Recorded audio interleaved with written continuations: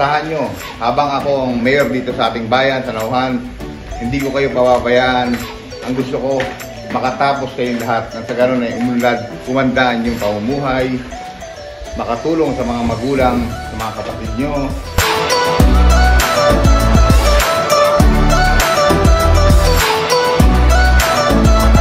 Bilang mayor nyo, 100% ang tulong ko sa inyo dahil yan ang prioridad natin, yung mga kabataan. Ayaw natin makakita ng mga bata na hindi nag-aaral.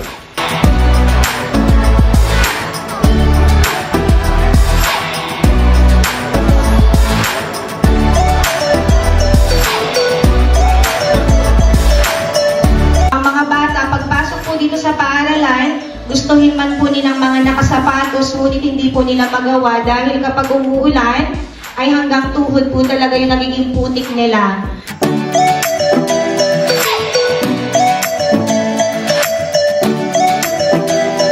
Pinilit kong makarating para makita yung mga sitwasyon ng bawat isa. Nakita ko na ngayon, magpapadeliver ko ako ng buhangin para magawa yung pathway na nadaanan ko kanina.